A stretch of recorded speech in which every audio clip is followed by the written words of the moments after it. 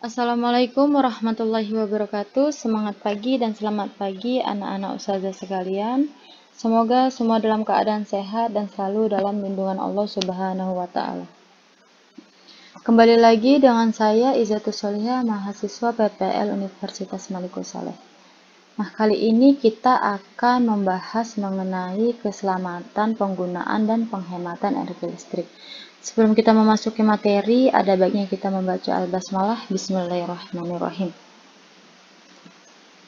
Untuk materi yang pertama, kita akan membahas mengenai keselamatan penggunaan energi listrik. Energi listrik tentu sangat banyak manfaatnya dalam kehidupan sehari-hari. Akan tetapi, pada keadaan tertentu, energi listrik dapat berbahaya. Misalnya, ketika kabel yang putus akan menyebabkan hubungan arus pendek. Nah, inilah yang mengakibatkan kecelakaan atau kebakaran. Oleh karena itu, kita harus berhati-hati dalam menggunakan energi listrik. Di sini ada beberapa petunjuk pemakaian listrik yang benar dan aman. Yang pertama itu, sebelum melakukan perbaikan jaringan listrik, gunakan test pen terlebih dahulu untuk mengetahui ada atau tidaknya arus listrik pada penghantar. Yang kedua, jika kabel beratus, jangan sekali-sekali menyentuh kedua kabel yang terbuka secara bersamaan. Yang ketiga, selalu menggunakan alas kaki dari bahan isolator seperti bahan dari karet saat melakukan perbaikan pada jaringan beratus. Yang keempat, matikan listrik sebelum melakukan perbaikan peralatan listrik. Yang kelima, mengganti kabel-kabel yang telah rusak atau terkelupas isolatornya. Yang keenam, tidak memasang beberapa steker secara bersusun. Yang ketujuh, tidak membuka stop kontak dengan cara menarik kabel stekernya. Yang kedelapan, tidak memakai listrik dengan menyambung langsung dari jaringan tiang listrik. Yang kesembilan, tidak bermain layang-layang di bawah tegangan tinggi. Lalu, tidak menangkap ikan dengan menggunakan arus listrik. Tidak membakar sampah di bawah kabel listrik. Berhati-hati dalam menebang pohon di dekat kabel listrik. Tidak mengalirkan listrik pada pagar rumah.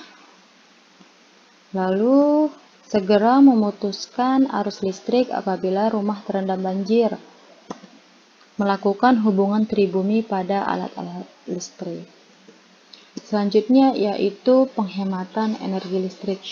Nah, hal penting yang harus kalian lakukan untuk mengatasi sumber energi tidak terbarukan adalah dengan segera melakukan penghematan energi.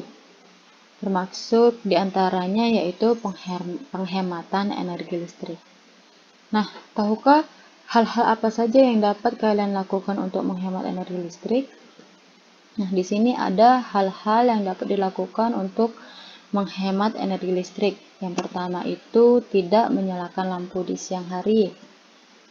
Yang kedua, mematikan televisi jika tidak ditonton. Yang ketiga, mematikan alat-alat listrik setelah dipakai.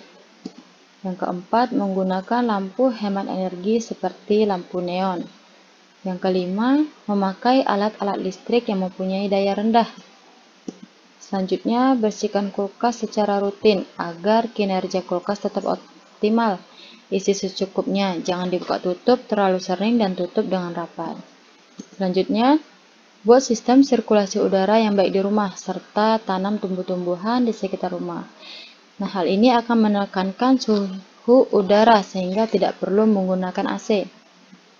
Lalu, utamakan memilih alat-alat elektronik yang menggunakan teknologi hemat energi. Yang kesembilan, buat jadwal menyetrika dan mencuci pakaian dalam 1 minggu sekali. Hal itu dikarenakan memerlukan daya listrik yang cukup besar untuk memanaskan setrika dan untuk memakai mesin cuci.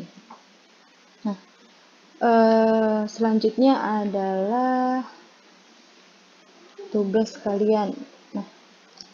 Untuk tugas kalian, buatlah sebuah tulisan mengenai cara apa saja yang bisa kamu lakukan untuk menghemat penggunaan energi.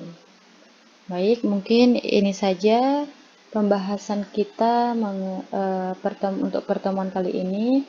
Kurang lebihnya saya mohon maaf. Wassalamualaikum warahmatullahi wabarakatuh.